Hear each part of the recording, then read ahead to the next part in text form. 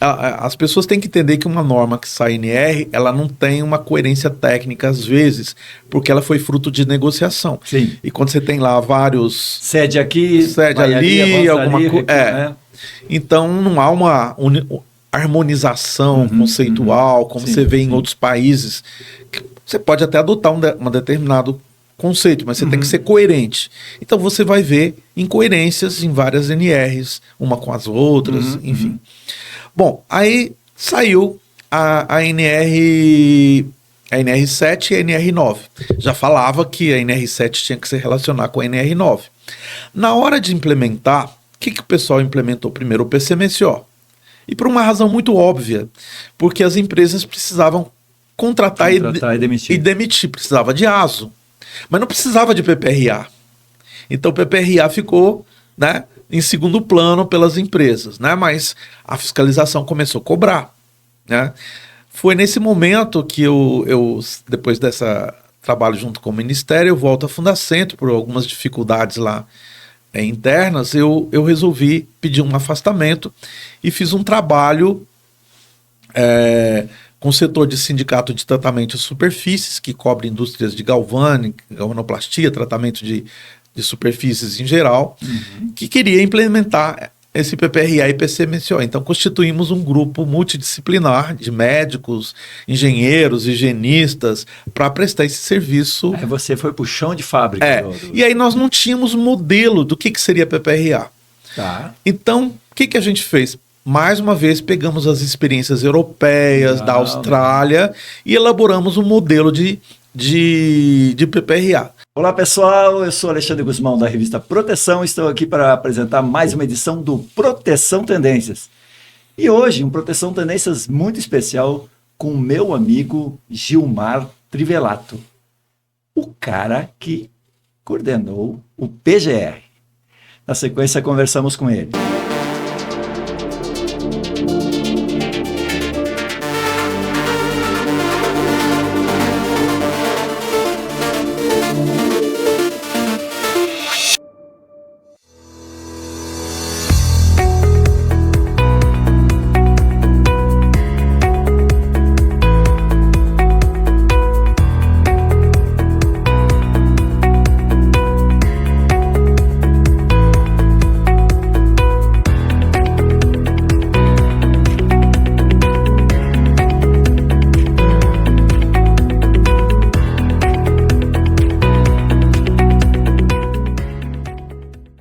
Todo trabalho precisa de segurança.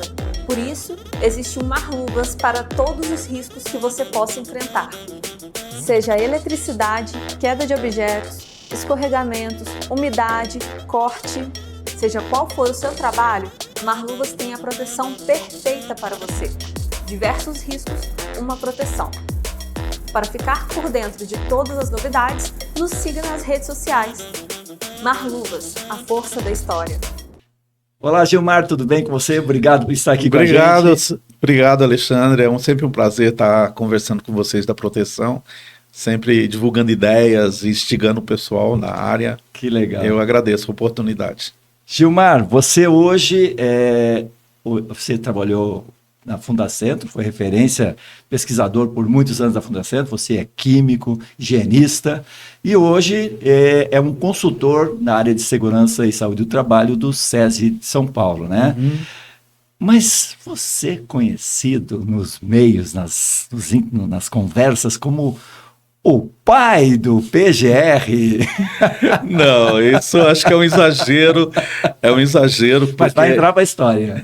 Não, eu acho que eu dei contribuições importantes, mas ela é uma construção coletiva que envolveu várias pessoas e a gente tem que atribuir o mérito, né? A última versão, que quando saiu a NR1, foi coordenado pelo Lumbreiras, que é um amigo pessoal. Claro. Então, acho que é uma contribuição, uma construção coletiva, que tem uma história, e eu participei dessa história desde o nascedouro dela, lá nos anos 90. Né? Então, eu tive uma participação, trazendo ideias, trazendo inspirando em experiências de outros países que são bem-sucedidas, né, principalmente na experiência europeia, na experiência australiana. Então a gente sempre trouxe nas discussões, nos grupos técnicos dos quais eu participei, ideias que rompiam um pouquinho com essa cultura dominante que tem no Brasil, que é muito uma cultura laudista, uma cultura voltada para os adicionais de salário, para aposentadoria especial e atender esse tipo de questões. Então, a gente se inspirou muito nesses movimentos que ocorrem em outros países e, particularmente, eu sempre fui muito focado em atender a necessidade da pequena empresa, né? Então, sempre em todas as minhas discussões, porque as grandes empresas, normalmente, elas têm... Isso vai dar certo na pequena empresa? Essa é a pergunta. Ou ela tem condição de fazer isso, exatamente, né? Então, essa foi um aspecto que eu sempre briguei. Porque, claro, que você tem uma grande empresa, ela tem profissionais, ela pode contratar consultores, às vezes ela tem influência uma multinacional, ela tem influência do corporativo dela, né? Então, a gente tinha sempre a preocupação, olha, isso é viável para uma empresa e para o país como um todo, né? Então, essa foi a minha solução. Mas aí vamos voltar um pouquinho nessa história, porque, na verdade, assim, ó, uma coisa que sempre me incomodou no famoso PPRA, né, é que o PPRA era um programa mais voltado para a higiene, certo? Acabou virando um programa de higiene. E a gente não tinha um programa para os outros riscos, né? A gente tinha a NR de ergonomia, que não tinha um programa, mas tinha lá as suas ações. Um acidente básico não tinha, né? Então a identificação desses riscos, ela estava focada. Conversando com o nosso amigo Jófilo, uma vez ele me explicou que a ideia lá na cabeça dele, lá nos anos 90, né, quando a gente fez o grupo, criou o PPRA, ele falava, não, a ideia era ter um programa de questões ambientais e teria também um programa para os outros riscos. Só que isso depois mudou o governo e tal, ele saiu, deixou de ser secretário. Mas eu soube recentemente que você lá atrás, no tempo do PPRA, você pensava já numa coisa parecida com o que era o PGR hoje. Sim. Conta para nós essa história. Sim, como que surgiu esse movimento, né? Eu lembro que era a secretária de Saúde e Segurança, na época Segurança e Saúde tinha uma secretaria, ela tinha um status maior do que tem hoje, né? E era o ministro Walter Barelli, e eu colaborava assessorando diretamente o Ministério, embora estivesse na Fundacentro. E houve algumas dificuldades em que na época se discutia muito a eficácia de EPI, proteção respiratória, e certa vez, atendendo um grupo de jornalistas, a Raquel tentava... Raquel Rigoto. Ela tentava explicar a importância da hierarquia das medidas de controle, e tivemos uma ideia, a gente precisa fazer uma norma que enfatize a prevenção como um todo. Né? E a gente começou a fazer essa discussão, inicialmente um grupo pequeno, que participava alguns colegas da Fundacentro, tinha o Edgar Duarte, que veio da indústria, que é lá de Minas, tinha a Maria Margarida, que depois continuou, estava nesse grupo, né? Esposa do Jófilo. Esposa do Jófilo. Já participava, ela então formou esse grupo. Esse grupo teve eu particularmente tinha tido uma experiência europeia, através dos contatos que eu tinha com a Berenice Gelser, né? Que a Europa tinha criado já em 88 uma diretiva de gerenciamento de risco. Eles chamavam avaliação de risco, mas era uma norma similar à nossa atual.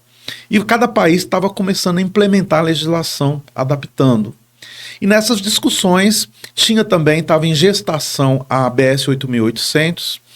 Eu tinha o draft dela, porque eu tinha contatos com o pessoal do Health System. ABS é uma norma inglesa, né? Foi a primeira norma de sistema de gestão. Que acabou inspirando as ISO, demais, né? A OSAS depois a ISO 45001. E na época eu tinha esses contatos e ela estava em versão draft, eu tinha um draft. Então a gente tinha ideia, havia no grupo foco, algumas pessoas com foco mais... Você na Fundacentro. Na Fundacentro, participando desse grupo de trabalho. Aí foi feito um primeiro texto, né, que era uma norma, inicialmente era para ser uma norma de controle de riscos como um todo. Perfeito. Dentro junto com a norma de EPI. né? Certo. Porque você tem EPI tem para proteção para segurança, tem para proteção respiratória, EPI abrange vários tipos de risco. Então era para ser uma norma. Seria a 6. A 6. Tá. Quando ela foi para discussão pública, era uma prática que não existia naquele momento, mas até porque no governo Barelli, mais democrático, a Raquel submeteu essa norma e, claro, houve uma reação naturalmente das pessoas que não entenderam, né? E nisso, mas houve mudança de governo. Vai acabar com o CA, vai acabar com não sei o quê. Então, aí houve uma mudança de governo, saiu o Barelli, entrou o ministro Pimentel. E nessa aí foi indicado o Zófilo. E o Zófilo, ele resolveu dar continuidade. Esse é o grande mérito que eu reconheço dele, né? De dar continuidade a esse trabalho. E esse grupo foi ampliado, integrando várias outras pessoas. E devido a esse problema que teve da norma, o setor de fabricantes de EPI tinha um certo receio de que pudesse tirar a importância do EPI, né? Então, por causa desse conflito, dessa reação, tinha na época a NR9, que era uma norma que não tinha conteúdo, ela só tinha, um conteúdo mínimo, ela só tinha definição de agentes ambientais e alguém pendurou o mapa de risco nela. Então falou, olha, a gente não criar outra norma, vamos aproveitar a NR9, né? A gente reforça a hierarquia de controle, das medidas de controle, e ao mesmo tempo esse mapa de risco a gente põe lá na CIPA, lá na norma da CIPA. Então são essas mudanças que aconteceram. E aí você vai perceber dentro da construção da NR9, ela tem um foco forte de higiene, mas você vai perceber que tem influência de algumas coisas da diretiva europeia e da BS 8.800. Porque até um dos colegas auditores fiscais, na época era um fiscal do trabalho, tinha feito um estágio na Bélgica e trouxe essas ideias, na época lá, discutindo na época da Raquel Rigoto ainda. Então, assim, ela saiu uma norma, que ela era uma norma de gestão, mas ela acabou ficando restrita a agentes, controle de agentes químicos físicos. Embora o objetivo geral dela, você vai ver que ele é preservar a integridade física também. Sim. Então, objetivo geral, mas no conteúdo. E ali tiveram várias ideias que a gente trouxe e colocou, né? Você via já naquela época do reconhecimento, já tinha a questão da priorização, embora ela não dizia como que você tem que priorizar as ações preventivas, ela já tinha a necessidade de você implantar medidas de controle, independente de fazer medições quando os riscos eram evidentes. Você vê esse conteúdo, ele vai persistir até hoje na NR atual, NR1, que fala do levantamento preliminar de perigos e riscos, né? Então, algumas ideias, elas nascem ali, né? Isso nós estamos falando 93, 94, tá. Porque a norma foi publicada no final de 94. 30 anos antes do... Ela foi publicada no finalzinho do governo Itamar Franco, eles falam que foi no apagar das luzes. E tinha uma integração muito próxima com a NR7. Então, se você percebe, quando nasce as duas normas, NR7 e NR9, só que na hora da implementação dessa norma, quando surgiu, já depois no governo Fernando Henrique Cardoso, quem assume a secretaria é o Zurri Randá, muitas empresas começaram a questionar, alguns setores, sindicatos patronais, a legalidade que estava criando uma obrigação, porque tinha... eu me recordo uma vez, eu estive em Goiânia, a pedido do Zurri Randá, que, por exemplo, os donos de lojas lá do comércio reclamaram, né, Associação Comercial, porque muitos engenheiros foram... agora vocês têm que fazer o PPRA, que tem que fazer as avaliações. Então, ofereciam avaliação de ruído, de calor, com IBUTG em loja de comércio. Né? Com ar-condicionado. E aí o pessoal que viu que antes não existia isso, e obviamente isso é uma distorção técnica, porque a NR9 ela tinha um item lá que eu particularmente fui um dos responsáveis por ele, quando você não identificar riscos ambientais, na época o conceito de risco foi uma discussão muito grande, porque a gente já trazia o conceito de risco que hoje está na NR1, mas o grupo mais forte de higiene, não, risco é o agente, né? A gente fala, não, risco não é o ruído, né? É a chance de você causar perda auditiva por exposição a um ruído elevado. Então essa discussão, essa briga já existia. Risco. Essa briga a gente já tentava naquela época clarear, mas eu fui voto vencido, né? E a gente cede algumas coisas em detrimento de outras, tem né? esse processo meio negocial. complexo de vai. As pessoas têm que entender que uma norma que sai NR, ela não tem uma coerência técnica às vezes, porque ela foi fruto de negociação. Sim. E quando você tem lá vários... Cede aqui, cede ali, alguma coisa... né? Então não há uma harmonização conceitual, como você vê em outros países. Você pode até adotar um determinado conceito, mas você tem que ser coerente. Então você vai ver incoerências em várias NRs, uma com as outras, enfim. Bom, aí saiu a NR7 e a NR9. Já falava que a NR7 tinha que se relacionar com a NR9. Na hora de implementar, o que o pessoal implementou primeiro? O PCMSO. E por uma razão muito óbvia, porque as empresas precisavam contratar e demitir. Precisava de ASO, mas não precisava de PPRA. Então o PPRA ficou, né, em segundo plano pelas empresas, né, mas a fiscalização começou a cobrar, né. Foi nesse momento que eu depois dessa trabalho junto com o Ministério, eu volto à Fundacentro por algumas dificuldades lá internas, eu resolvi pedir um afastamento e fiz um trabalho com o setor de sindicato de tratamento de superfícies, que cobre indústrias de galvanoplastia, tratamento de superfícies em geral, que queria implementar esse PPRA e PCMSO. Então constituímos um grupo multidisciplinar de médicos, engenheiros, higienistas, para prestar esse serviço. Você foi para o chão de fábrica. E aí nós não tínhamos modelo do que seria PPRA.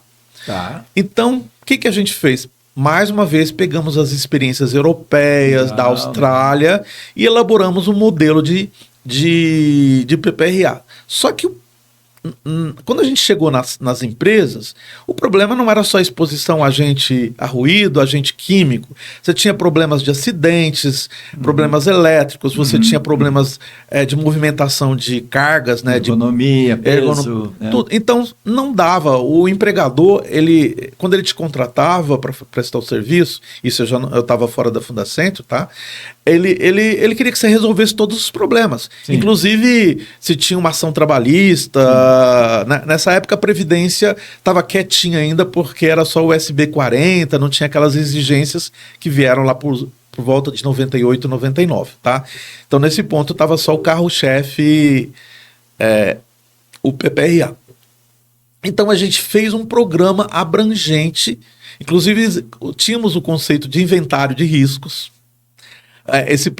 Naquela época já? Já, o modelo que a gente desenvolveu para esse setor. Que legal. Então era um programa que a gente tinha um pequeno manual que explicava para o dono o que era a política da empresa, no mínimo cumprir a lei. Esse inventário pegava tudo? Pegava tudo. Então a gente criava um inventário de riscos, né, e o plano de ação. Então essas ideias, elas estão... Quando a gente estava na prática no PGR da... exatamente. Quando nós retornamos à Fundacentro, nesse meio tempo, a Fundacentro também não publicou nenhuma orientação de como ficou o PPRA. E esse espaço vazio não existe no mercado. Então, quem estava no mercado, que tinha uma cultura laudista, começaram a não perceber o que é um programa, né?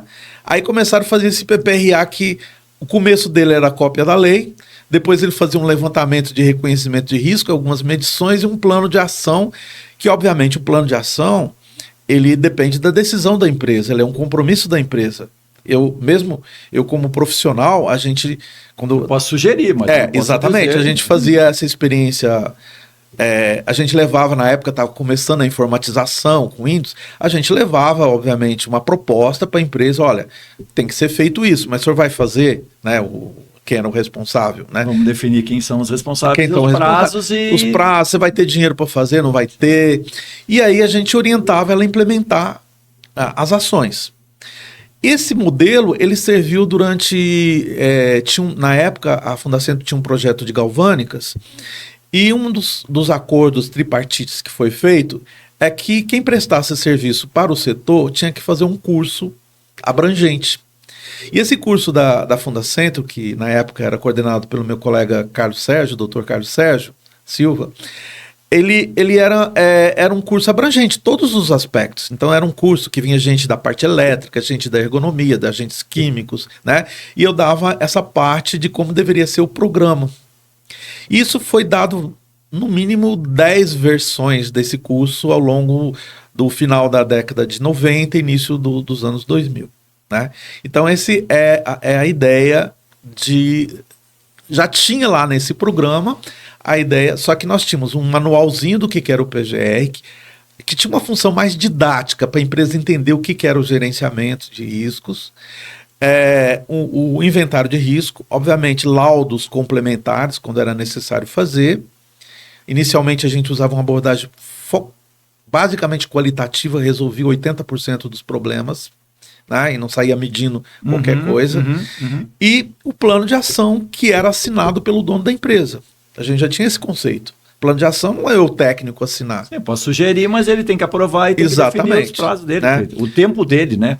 Às vezes a gente só documenta. Né? Quando a gente sugeria alguma coisa, a gente documentava as sugestões, porque amanhã, se tivesse um questionamento da fiscalização, a gente fala, a gente sugeriu, o senhor que decidiu não implantar, então o senhor assume o ônus. Porque você tem também empregador de má fé que quer empurrar para o prestador de serviço. Não mandaram fazer nada, os caras vieram aqui não... Então você tem que pagar multa.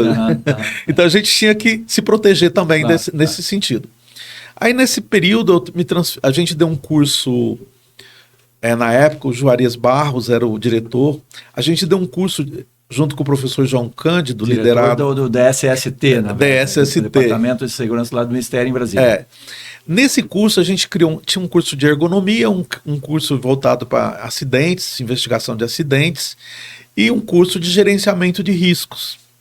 Então todas essas... Isso aonde? No Ministério do Trabalho, em 99 e 2000. Mas isso voltado para o público geral? Não, voltado para os auditores fiscais. Nós demos 19 cursos no Brasil inteiro para todos os auditores fiscais. E tudo isso que você tem hoje na NR1 foi trabalhado nesses cursos dos auditores fiscais. É bem verdade que naquela época a maior parte dos auditores eram médicos e engenheiros do trabalho, né? Tinham formação, tinha experiência, então foi muito rica essa troca, né? Porque eles também passaram a cobrar. Eles não poderiam multar, por exemplo, se o PPRA não contemplasse os demais riscos. O risco de acidente, por exemplo. Mas eles poderiam exigir. Olha, você tem que cuidar também disso aqui. Então orientava no sentido... Legal. Mas isso era uma parcela. A gente fez seminários aqui em São Paulo, trouxemos experiências de outros países, da OIT, né, depois desses cursos. Bom, coincidentemente nessa época, eu tinha me transferido para a Fundacentro de Minas. Eu fui convidado pela DRT local, na época era a doutora Júnia Barreto, que depois ela chegou a ser diretora lá da DSST, mais à frente, que nós tínhamos o problema de explosões lá em Santo Antônio do Monte, né, que era o maior polo petroquímico, tinha mais de 60 empresas de fabricação de artifícios. Né? Fogo de artifício, E para você ter ideia, em 99, 2000, morria de 6 a 10 pessoas por ano naquela cidade. Nas explosões. Então a gente começou... E o pessoal se preocupando com agente químico. O Ministério Público também estava junto nessa ação, por causa como não envolve mortes, você tem que fazer investigação policial. Claro. Né? Tem essa questão. E aí a gente conseguiu costurar um acordo e fomos desenvolver um plano de prevenção para acidentes. O PPRA para o setor. O que aconteceu? Nessa época a gente fez até um estágio, uma cooperação com o pessoal do Canadá nessa área, né? A FIENG investiu num laboratório do Senai lá, que hoje é um laboratório de referência, mas o modelo de ação nossa se transformou no anexo 1 da NR 19, de explosivos. E você vai ver, não sei como que está no texto atual, não está na minha memória, mas no texto antigo tinha lá toda a questão do programa de gerenciamento de risco. Era um PGR ampliado para o setor de fogos de artifício. Então, se você for ver, porque esse conteúdo depois a gente vai... O grupo aproveitou na revisão das demais NRs. Entendeu? Então a gente tinha lá inventário de risco, cobria todos os riscos, obviamente. Como eu tinha comentado com você, uma explosão ela tinha uma origem química, mas não é exposição a agente químico não que é causa saúde do trabalhador, é não morte do trabalhador na hora, né? Exato, ao longo dos anos. E tinha outras questões ergonômicas também na fabricação. Então, se você perceber, então e sempre tinha dentro do Ministério do Trabalho esses auditores que passaram por esses cursos, aquele pessoal que tinha uma vivência maior. Já havia surgido também, eu esqueci de mencionar que em 98 o próprio pessoal do setor de mineral viu que o PPRA não atendia as necessidades deles, por isso que surgiu o PGR da mineração. Tudo isso quase que simultâneo, né? Em 98, 2000, não lembro assim a data precisa, mas é por volta disso daí que vai sair. Os riscos da mineração são muito de acidentes. Você tem explosão, você tem problema de acidente. E tem que gerenciar isso com prioridade, não você tem poeira. Mas tem poeira, mas tudo bem, mas a primeira é a explosão, não, primeiro não pode explodir, depois você tem que cuidar. Exato. A gente fez trabalho pela Fundacentro, por exemplo, no setor de mármore e granito no Espírito Santo, a gente pegou essa ideia do PGR para galvânicas, a gente levou para o setor mármore e granito, porque lá tinha problema de acidente de transporte de bloco de pedra. Sim, claro que pedras monumentais. O problema maior deles era a silicose devido à inalação da poeira do granito, né? Que tem sílica cristalina.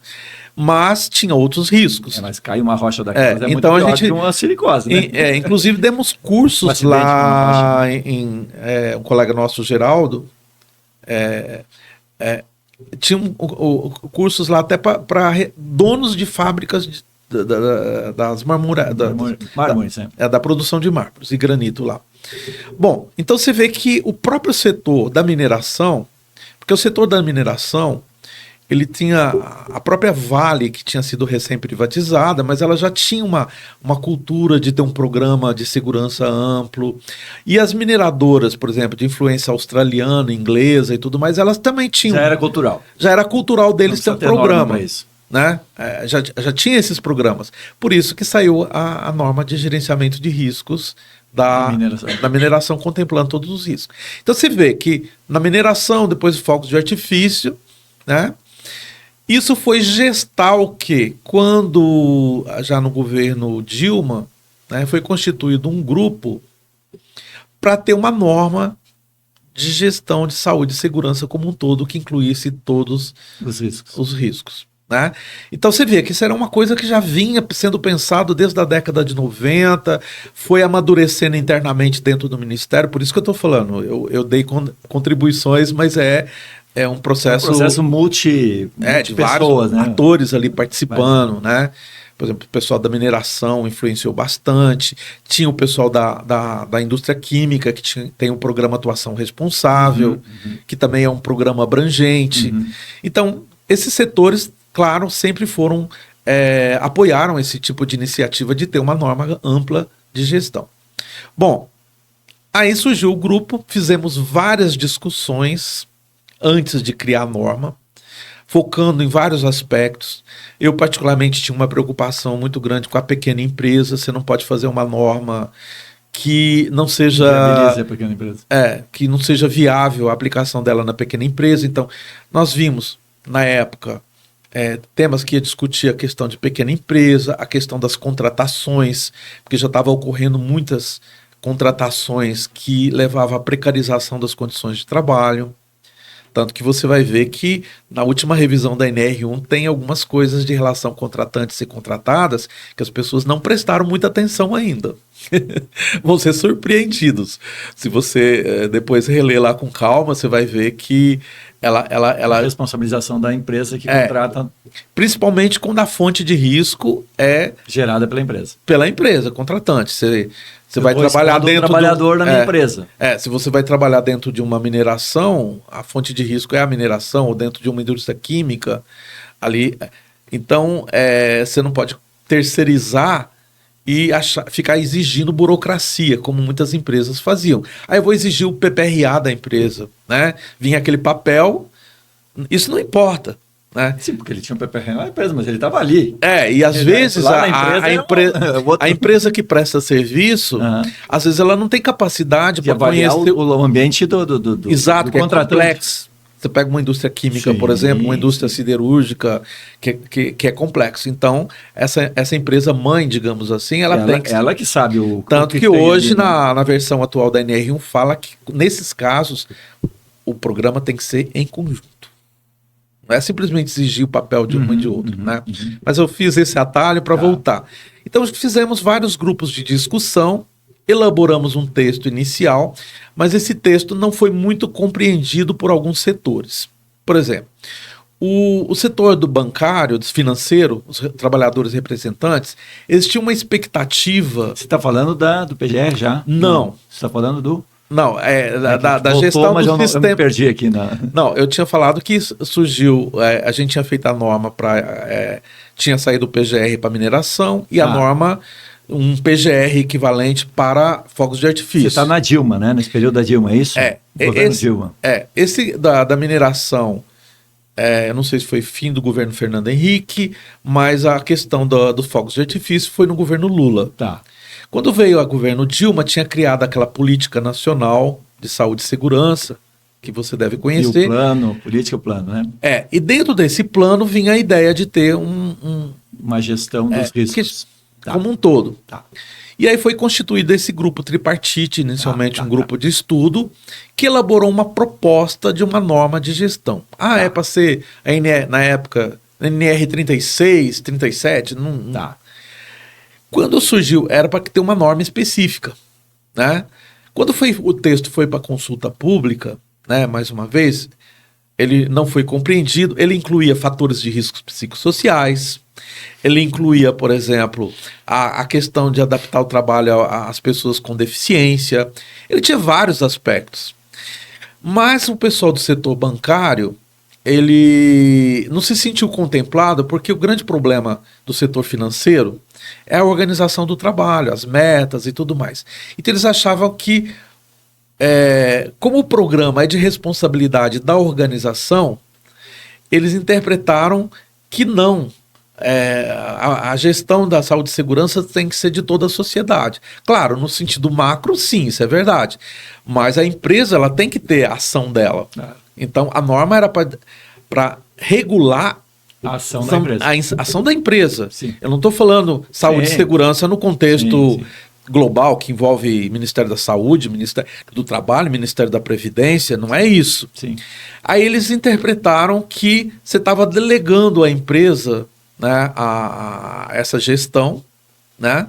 Estava tirando, eles queriam uma participação maior dos trabalhadores nesse processo, o que é legítimo, mas... E falava que a norma estava tirando o direito dos trabalhadores. Ora, obviamente uma ANR, ela nunca... Quando você fala setor bancário, você está falando trabalhadores bancários. O sindicato dos trabalhadores bancários, né? Representação só para deixar claro. Dos trabalhadores bancários. Perfeito. Então, eles fizeram um grande movimento nacional, todas as bases de sindicato do setor financeiro, junto ao ministro, já na época era o Manuel Dias, né? Dizendo que a norma era um retrocesso. Precarizando. Que estava tirando direito do trabalhador, que era uma norma voltada para empregador. Muito pelo contrário, era uma norma que, você vê, ela incluía fatores de risco psicossociais, ela vou trabalhar na gestão dos riscos. Exatamente, muito pelo contrário. A CNI também ela teve uma reação contrária. Eu lembro que eu tive uma apresentação da norma na época na CNI. Por outros motivos. Por outros motivos. Eu lembro, estava a época, surgiu os BRICS, eu lembro de uma advogada. Você vem trazer, mostrando que a norma vinha se adequar a modelos existentes na Europa, em outros países, mas vem trazer modelos de países desenvolvidos, tem que trazer modelos dos BRICS, né? É da China, o modelinho da China. Obviamente, a gente falou, não, é que os modelos desses países, eles são muito mais adequados à nossa realidade do que essa burocracia. Pela Europa do que pela Ásia, né? Do que essa burocracia, essa cultura burocratizante que nós temos aí, que o PPR virou uma cultura de papel, né? Que vocês aqui já sempre enfatizaram. PGR, então, devido a esse movimento, teve um outro setor, do setor de sindicatos de trabalhadores químicos, quando a gente falava na norma que a empresa que tivesse sistemas de gestão certificados, como, por exemplo, atuação responsável... Isso era bom. Era bom e tinha um tratamento diferenciado. Então eles achavam que... fizeram um discurso que você estava revogando as NRs. Claro que todo o sistema de... muito mais do que as NRs, né? O sistema de gestão voluntário, qualquer sistema, o pressuposto básico dele é que, no mínimo, você tem que ter a conformidade legal. E você vai fazer a mais é voluntário. Então, essa não compreensão, junto com o movimento, levou o ministro a suspender a norma. Então, desfez o grupo. Ela ficou no papel lá nas discussões. Quando houve... começou o governo... No governo Temer não avançou, no governo Bolsonaro, na época, o diretor era o Rômulo, né? O Lumbreiras estava cooperando. Eram pessoas que já defendiam essas mesmas ideias, que tinham participado, acompanhado no prazo. Então resolveram fazer uma norma de gestão. Só que tinha uma barreira, porque o secretário Rogério Marinho, porque era hoje senador. Hoje senador, era a época... nós temos que reduzir as NRs, né? Era o discurso da época. Vamos acabar com não sei quantas mil normas. Aí puseram tudo numa coisa só, né? Reduziu o número, né? Mas era hilário, né? Então, na prática, embora fosse um governo que quisesse desregulamentar, quem estava trabalhando não desregulamentou. Né? Então não podia criar uma nova norma. Uma nova norma. Então fez-se o quê? Vamos criar um pedaço dela dentro da NR1, que tinha acabado de ser revista. Por isso que é o 1.5, gerenciamento de riscos ocupacionais. Então é uma norma de diretrizes gerais de saúde e segurança. E por que não entrou na 9 no lugar da 9? Porque a 9 era focada em agentes ambientais. O que você fez com a 9? A 9 é uma norma de avaliação e controle das exposições a agentes ambientais. Mas que tem que estar ligado na NR. Com a 1. Então a 1 seria uma norma mãe, o gerenciamento. O número claro, perfeito, você tem a norma mãe, né? O número perfeito. Perfeito. Né? Então essa era... Ela poderia até ser melhorada como um todo. Mas devido ao processo... não é linear, né? Essas reformas de revisões de NR não é um processo linear. E depende muito de quem está lá no poder naquele momento, de quem representa, seja trabalhador, empregador, né? Mas o que aconteceu? Então, mas foi aproveitado boa parte daquele trabalho anterior que a gente havia feito. Desde 90. Desde 90, e principalmente... Mais a mineração, mais as explosões de fogos, né? Toda essa história... A proposta inicial que foi abortada da norma de gestão de SST, na época do governo Manuel Dias, quem coordenou esse processo de revisão foi o engenheiro Lumbreiras, né? Que trouxe também um pouco da visão europeia, né? Ele, então, juntou, né? Então eu participei, você falando assim, não fui pai, mas eu participei de todas as etapas, não teve uma etapa, inclusive da última revisão, que foi aperfeiçoamento. Então, tem inconsistências técnicas? Tem, eu faço vários reparos, se você perceber nos cursos que eu dei, eu falo, olha, isso daí tem que corrigir, isso daí não está bem adequado tecnicamente. Mas o básico, ele ficou, surgiu essa questão dos fatores psicossociais. Na época, a opção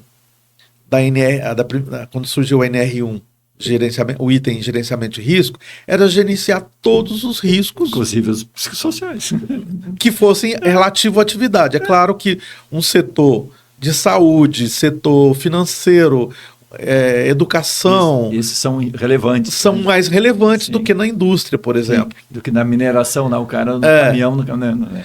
Então, o que acontece? Aí, quando foi feito na revisão, o pessoal do setor empregador, com medo de incluir os fatores psicossociais, falou, não, temos que destacar que riscos são esses. Então, risco químico, físico. Eu falei, não, é risco, aí eu corrijo. É risco decorrente da exposição a agente. O risco não é o agente. Risco mecânico? Não, é risco de acidente. Porque você tem acidente elétrico, você tem acidente com coisa quente, não é só mecânico. Né? Então ficou. Então você vê riscos de acidentes, fatores ergonômicos, aí é claro que o setor de representante de trabalhadores, nós da Fundacentro, na época eu estava representando a Fundacentro, o Ministério Público, vamos pôr os fatores psicossociais. Então essa explicitação que não veio na primeira versão, aí criou essa confusão que a norma foi... Não, para mim ela já... Está no ergonômico. Quando eu tive a oportunidade de fazer trabalho na iniciativa privada para o setor de teleatendimento, quando eu estava fora da Fundacentro, isso lá em 96, eu já trabalhava fatores psicossociais, aplicando essa ferramenta Cópsico da Dinamarca e tal. Então a gente já tinha essa vivência. Por quê? No setor de teleatendimento não é o ruído. Não tem explosão lá. E o ruído não é tanto o problema do headset. O NIOSH já tinha mostrado que não era problema. O problema é o que ele escutava. Sim, do cliente, as brigas. Né? Tanto que eu, quando recebo um teleatendimento, eu falo assim, gente, eu tenho que pensar naquele pobre infeliz. Vou ouvir ele bastante. Que está sendo obrigado Senhor, a fazer... Muito obrigado pela sua proposta, mas eu no momento não tenho condições de comprar isso. Para você ver, na minha experiência pessoal, isso em 96, quando eu estava fora da Fundacentro e fiz trabalho para a iniciativa, na época a Unimed, a gente atendeu uma grande empresa de teleatendimento, que tinha muitos problemas musculoesqueléticos, mas que não era, eles falaram, não é movimento repetitivo, aqui não tem, mas eram problemas psicossociais que criavam consequências musculoesqueléticas. Não é novo, né? Isso não é novo. Então, você vê, aí depois no grupo que trabalhou na primeira versão na época Dilma, na versão da gestão, estava o Ayrton Marinho, que tinha feito mestrado dele na área de teleatendimento. Por isso que a gente colocou esses aspectos lá, né? Então você vai vendo, da onde que saiu isso? Saiu porque da cabeça do Gilmar? Não, tinha pessoas que já tinham vivência, você sabia o número de casos de adoecimento nesse setor. E é relevante. Não é tão relevante para a indústria, em termos, dependendo da indústria. Pode ser que tem problemas maiores, pode ser, mas não que não seja... Exatamente. A priorização do Então, eu lembro na indústria lá... Né? Em torno de Belo Horizonte, tem aquelas cidades que tinha indústria dos chicotes que vai para automóvel, fabricação. Então você tinha problemas seríssimos musculoesqueléticos, de trabalho repetitivo. Sim. Né? Pode ter pressão temporal e tudo mais, mas você tinha problemas mais básico ali, mais básico, né? Então você vê que a norma ela foi evoluindo.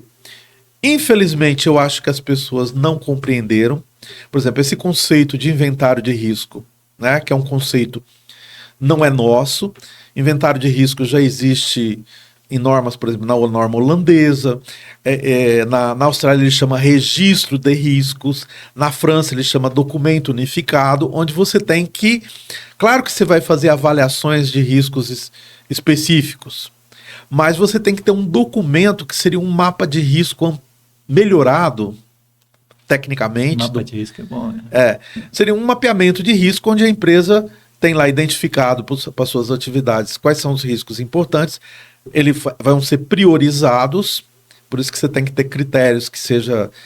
Por isso que o risco é probabilidade e severidade, porque às vezes você pode ter a mesma probabilidade, mas a consequência, por exemplo, uma exposição a uma poeira, 50% do limite de uma poeira irritante, não é a mesma importância que 50% do limite de uma poeira de sílica respirável. Então você tem que colocar a dimensão severidade, né?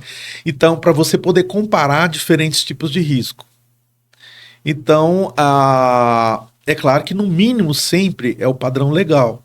Você nunca pode criar critérios que não veja. Isso as pessoas às vezes têm dificuldade de entender. Então, quais são os problemas que surgem na NR1? Então, não entenderam que inventário de risco não é laudo, tá? Ele é um consolidado. Segundo, do momento, ele é uma ferramenta dinâmica. Se atualiza, porque a empresa se modifica, né? Pode mudar, ou porque surge novo risco, ou porque você fez uma intervenção e reduziu o risco. Ele tem que ser dinâmico, né? O plano de ação retrata o compromisso das empresas. Ele é um plano que organiza as ações, né? Que a empresa vai executar, não só de implementar, melhorar ou manter A gente teve muito cuidado de colocar o termo manter, porque às vezes as pessoas esquecem que tem que manter os controles, senão ele degrada. Mas ele, acima de tudo, é uma representação, é um compromisso da empresa. Tanto que na última revisão, a gente fala que ele tem que ser assinado, né, pela responsabilidade da organização. Então as pessoas acham que o profissional que presta serviço acha que ele vai assinar ou inventário de risco é um laudo técnico que tem que recolher ART, claro que ele tem uma responsabilidade técnica. Sim, ele faz mas ele tem que ser tem que ter o comprometimento. É uma opção da empresa. Né? É a visão da empresa sobre a sua realidade, basicamente. E você vê que a empresa pode pegar um consultor, vários consultores para fazer levantamentos, mas é a empresa que está levantando. Outra coisa ela que a equipe que estava na elaboração da NR1 mirou, estou falando basicamente a equipe de governo que faz a proposta, depois ela vai discutir. Sim. É que você tinha muitas empresas, até de grande porte, que tinham um bom programa de segurança.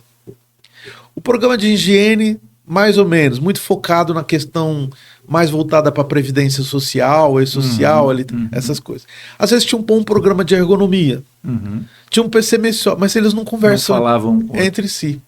Então, uma das coisas que, por exemplo, o inventário de risco tem que ter é que ele tem que ser abrangente. Então, por exemplo, o responsável por um determinado setor da empresa, que tem ali o gerente, ele tem que ter uma visão de todos os problemas dele, quais são os prioritários. Até hoje a gente encontra resistência nas grandes empresas de cada um sair da sua caixinha, né? O povo da ergonomia não conversa com a segurança, que não conversa com a higiene, que não conversa com a área médica, e sai essa coisa Frankenstein. Às vezes tem coisas boas. Igual o Frankenstein pode ter um nariz bonito, um olho bonito, a boca, mas o conjunto, né? Então a NR1 ela também mira essa integração, né? Mira na responsabilização da organização, que é uma coisa.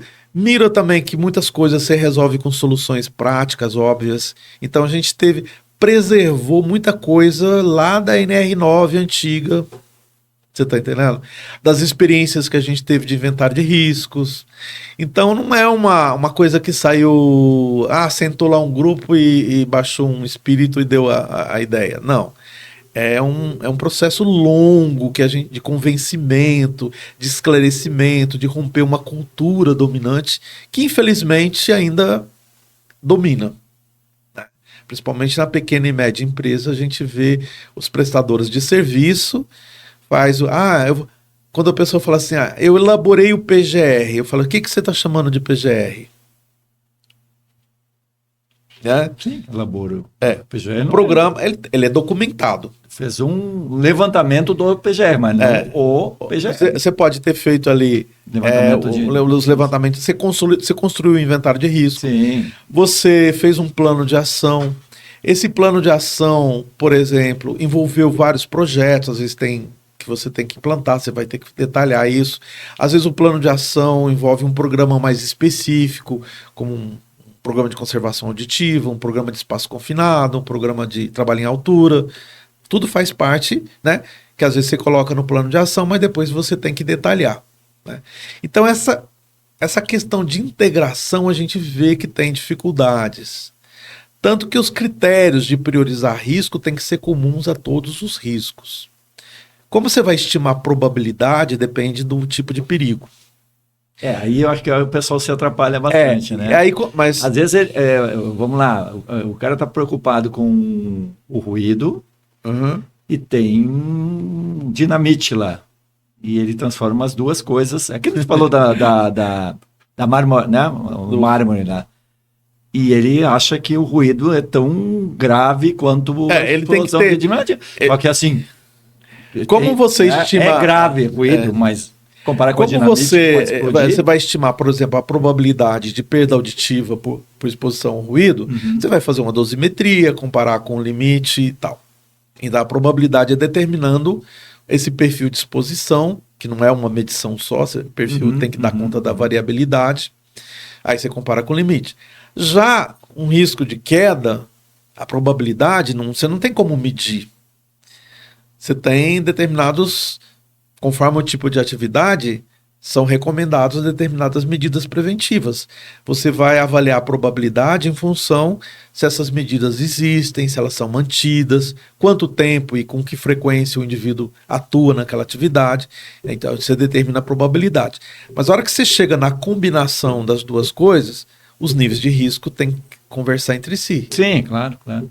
Mas isso... o que eu acho é que muitas vezes, até pela essa origem do PPRA, ainda se dá muito mais ênfase a alguns. Eu estou fazendo uma visão, porque assim, eu tenho como medir, eu tenho como, né? Agora, vamos lá, o cara trabalha numa empresa de telefonia instalando rede em poste. Então, tem o risco de acidente de queda, tem risco de um choque, como é que chama aquele... Aquele monte de fios. Mas eu estava próximo da rede elétrica e tal, de alta tensão. Tem um nome para energizar. Aquela energização, mas ele pode morrer eletrocutado. E muitas vezes ele trabalha o cara está preocupado com o calor, é importante, tudo bem, está na rua e tal. Sabe? Então, às vezes, vou ter que medir, eu vou medir.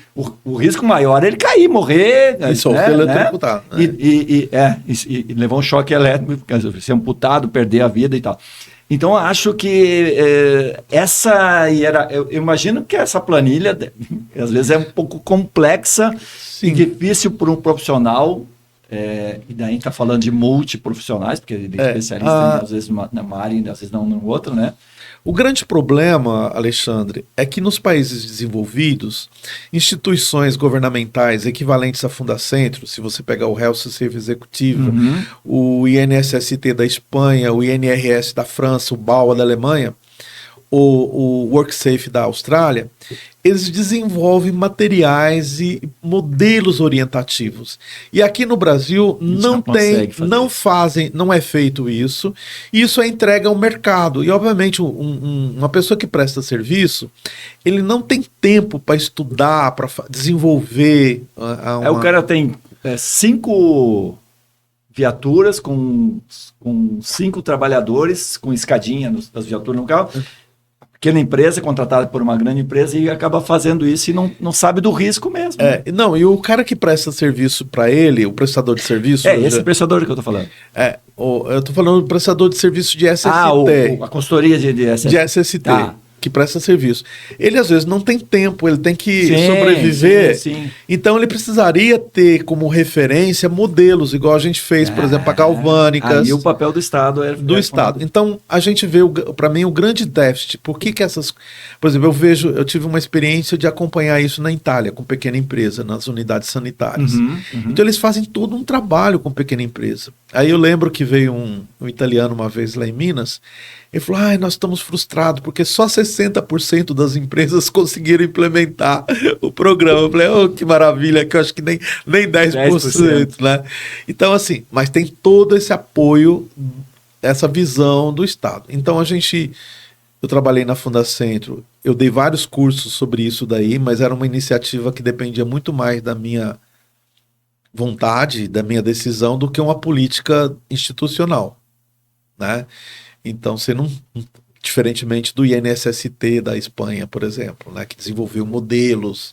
Se você vai entrar no site do INSST, você vai ver modelos de tudo isso.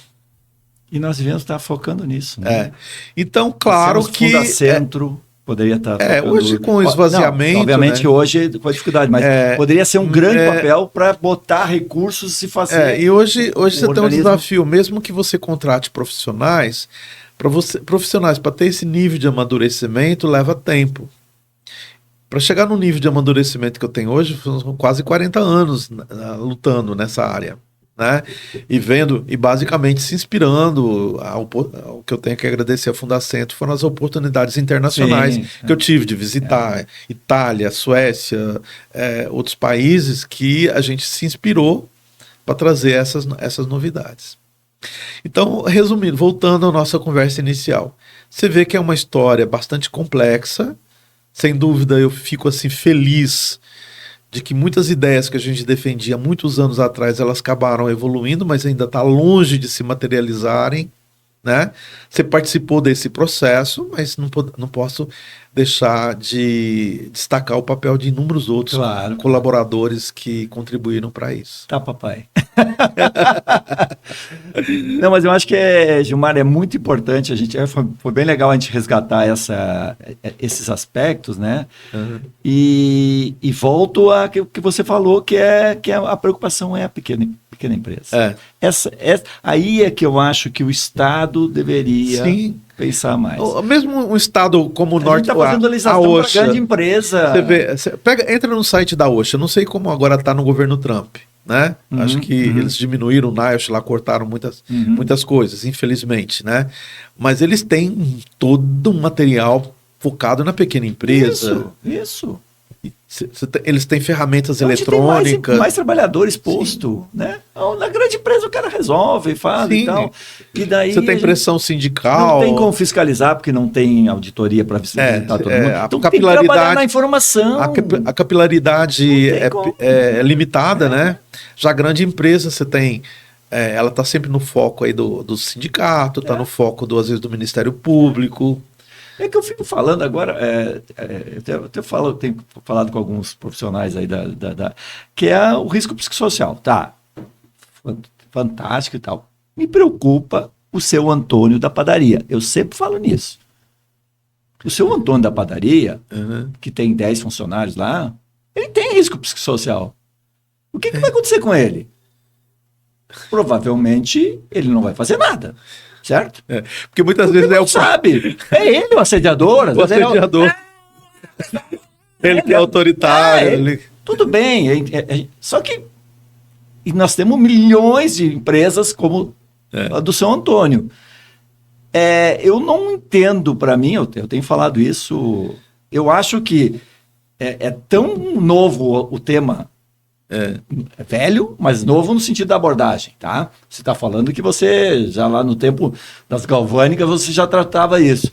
Mas para a sociedade em geral, para os profissionais de segurança e saúde, está todo mundo assim, não sei como é que eu faço e tal, vou aplicar questionário e tal. Por isso que... Mas, assim, vamos aplicar isso nas grandes empresas. E daí a gente traz essa cultura da grande empresa e começa a levar para dentro do seu Antônio. Mas tem que ter ferramentas simples, né? Sim, mas não está disponível ainda para o seu Antônio, né?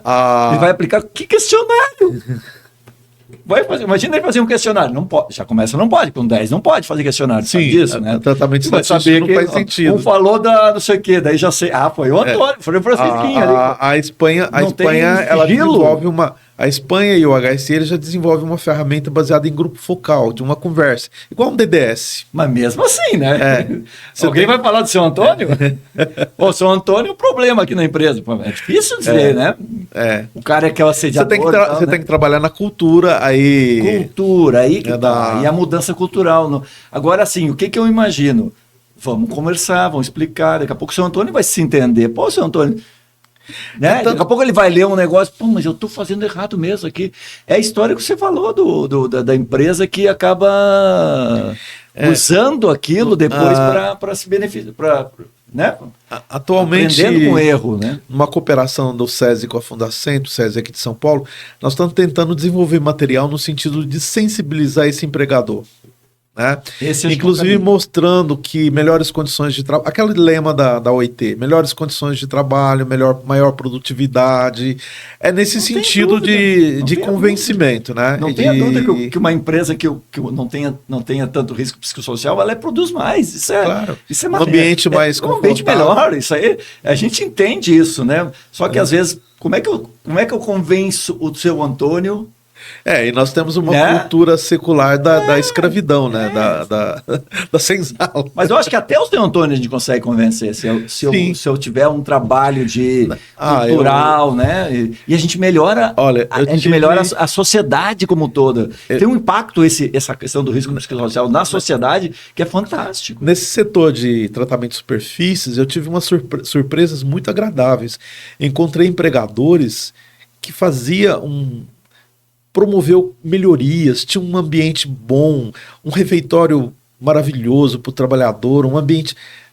era muito interessante. Então, tinha, claro, espeluncas, né? Sim. Mas eu pude ver que tinha algumas empresas que você tinha pessoas com nível de consciência muito grande, né? Eu peguei tanto exemplo aqui em São Paulo como em Minas. Então, você não pode generalizar o empregador e nem ser paternalista, dizer que todo trabalhador é vítima. É bom e o Não, empregador é ruim, nem o inverso. Você tem pessoas com problemas em todos os níveis, né?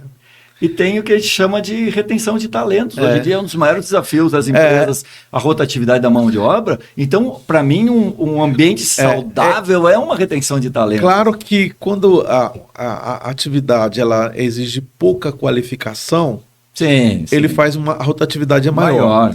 Mas, de repente, quando você começa a precisar de trabalhadores com uma qualificação maior, é importante você manter esses talentos. Exatamente. Né? Mas a única coisa que saiu, que eu reclamo dessa nova revisão, é esse oportunismo de muitos profissionais que pegaram eu vejo assim no meu Instagram vídeos, agora a NR1, como se a revisão da NR1 fosse só fator de risco psicossocial. Acabou os outros problemas. Não tem problema mais, né? E esse oportunismo de oferecer... É claro que saúde mental hoje é um problema de saúde pública. Você pode ter relação com o trabalho, mas aí o pessoal achar que na realidade a NR1 fala para você avaliar as condições de trabalho. Não está falando para avaliar o seu João, a dona Maria, individualmente. Então, tem muita gente aí criando dificuldades para vender facilidades. Então, esses maus profissionais, infelizmente, sempre vê uma oportunidade aqui no Brasil para se beneficiar. Gilmar, excelente esse nosso bate-papo. Obrigado. Queria te agradecer. De contar essas histórias. Foi muito Como bom o meu lado mineiro gosta de contar causos, né? Você é mineiro? Sou mineiro de nascimento. Vim para São Paulo com 17 anos, então, mas as raízes estão lá em Minas. Gentinho de contador de causa, assim, é muito bom, né?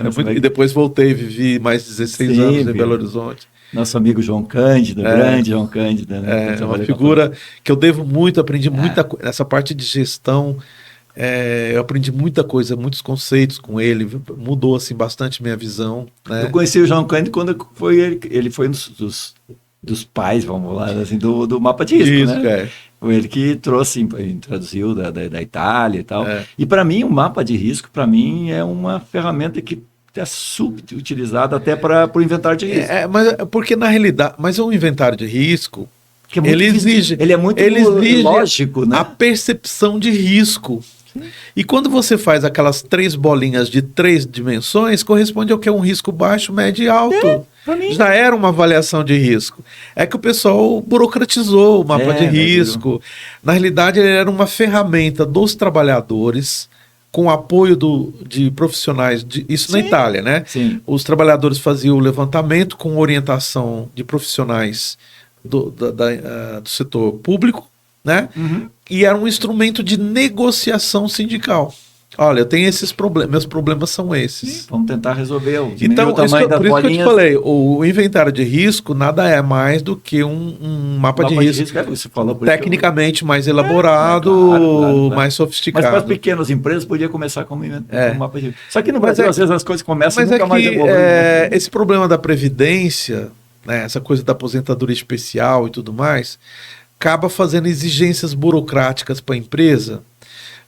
Esse é o grande problema. A gente sempre defendeu também, desde a época da NR9, que o empregador pudesse ser o responsável pelo processo de gestão, como ocorre na abordagem OIRA da Europa.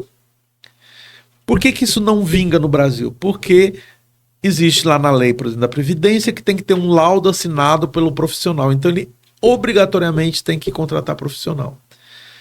Ao passo que para prevenção, ele só contrataria profissional quando ele verificasse que ele tem um problema que ele não dá conta de resolver. Isso aí.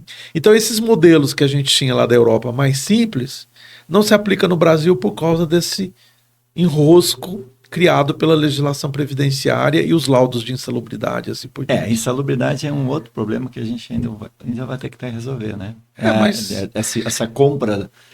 Mas isso... Coisa... Virou uma indústria. Mas acaba contaminando todo o trabalho de prevenção, porque a gente fica focando em indenização de saúde. O entregador hoje ele fica lutando atrás, tentando resolver passivos trabalhistas. Exatamente, em vez de resolver o problema da prevenção, que é mais simples do que o passivo trabalhista Exato.